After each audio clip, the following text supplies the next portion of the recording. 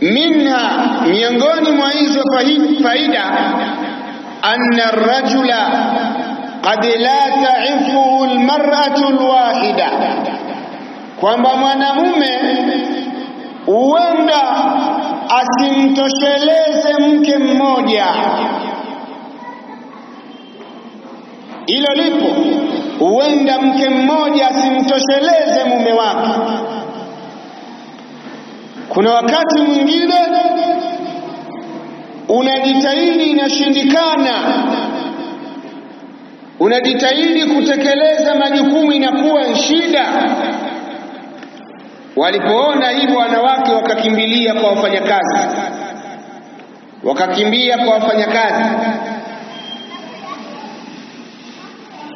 Lakini nini? Kwa sababu majukumu ni mengi, makubwa. Yawezekana mwanamume asitoshelezwe na mke mmoja kwa sababu zifuatazo.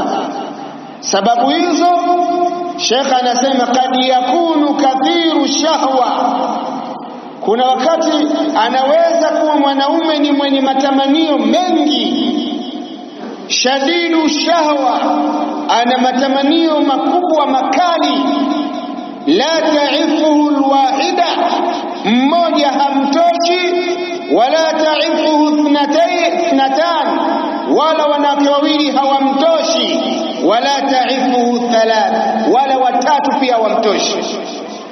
فجعل الله له طريقا إلى إعفاف نفسه بالطريق الحلال.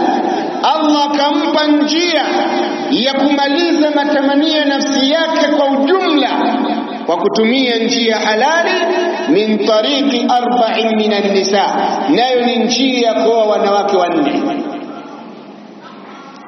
Kwa hiyo inawezekana mwanamume akawa na matamanio ya kasi, mke mmoja hatoshi, na wewe unakiri. Hakuna mwanamke asiyekiri. Mwingine anaweza kusema hatoshi. Kwa nini nisitoshe, wakati mimi mwanaume huyu huenda mvivu, analala? Yawezekana na hilo akina mama wengi hawajui. Yawezekana kulapo kuzoea sana matamanio ya kwako yanakatika, kakuzoea mno mpaka hizo hisia mpaka zitafutwa wiki nzima. Kwa sababu gani? Yani kakuzoea kila siku ni wewe. Na wewe kujipamba ni kwa design moja siku zote, ameshakuzoea.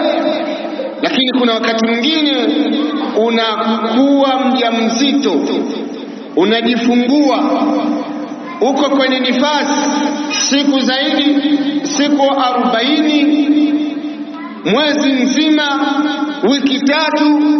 Huyu kiumbe unamsaidiaje huyu wakati unamjua kabisa kwamba ana matamanio ya kupitiliza? Akikuona tu khalas, unamsaidiaje? Akazini. Na mwanaume katika swala hili wachache wenye subra, akafunge, ana madonda ya tumbo. Sio wote wanaweza kufunga. Kuna baadhi ya matamanio lazima mtu asaidiwe. Kwa hiyo inawezekana ukawa kweli mwanaume ana matamanio mengi na wewe una dharura nyingi, zile kuingia katika siku kila mwezi. Lakini pia kuna dharura za hapa na pale, mara waumwa, mara mwenyewe umeenda kwenu, mara washughulishwa na watoto. Kwa hiyo inawezekana mwanaume akateseka. Hili linamsaidia yeye na kupunguza ugomvi katika ndoa.